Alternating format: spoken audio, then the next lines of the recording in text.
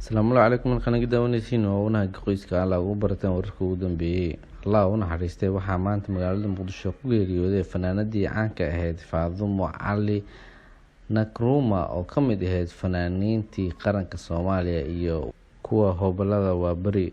dhanka kale fanaanada ayaa maanta ku geeriyootay isbitaal Martini ee magaalada Muqdisho iyadoo maalmahan ku xanuunsanaysay uuna hayay xanuunka safmareenka ee corona virus. maxamed xasan boro agaasimaha maamulka iyo maaliyadda ee gobolada Murtida iyo wacyigelinta oo la hadlay idaacadda Kulmiye ayaa sheegay in Faadumo Cali oo aantan ku xanuunsanaysa magaalada Muqdisho ee saaka geeriyootay.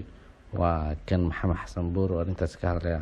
waxaan ugu taasinayaa horta Soomaali weyn oo idil Allah u naxariisto kullu nafsin zaaqitul mawt. Faadumo Cali Nkrumah hadda saacadda la joogo ayay ku dhimatay isbitaalkii Martini.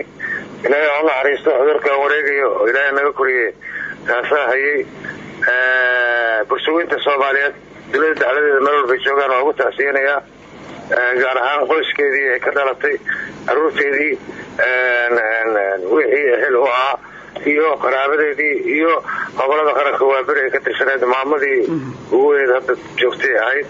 allah u naxariisto waa ugu tacsiyanayaa intaasoo idil ummadda Soomaaliyeed waa ugu tacsiyanayaa qabrigeedana ilaahay u nuuriyo kullu nafsin zaaqitul mawt. xanuunkadiisu ahaa maalin dhaweyd baa xanuunkan kusoo booday waa iska rooreed shalay waa iska fiican shalayto maanta unbay macnaha geeriyootay. caruur laba wiil iyo gabar bay ka tagtay. hadda gabadhii joogto labada wiil waa maqan yihiin Ameerika ku maqan yihiin Canada. ilaahay u naxariistaa buu macaan ilaahay u naxariisto qof weyn baa maanta Soomaaliya ka tagay. dhanka kale waxaa ka tacsiyay ra'iisul wasaaraha xukuumadda Soomaaliya Maxamed Xuseen Roble oo boggiisa Facebook kusoo qoray ariiran. waxaan qoyskeeda bahda fanka guud ahaan shacabka Soomaaliyeed uga tacsiyanayaa geeridii fanaanada qaranka Faadumo Cali Nkrumah.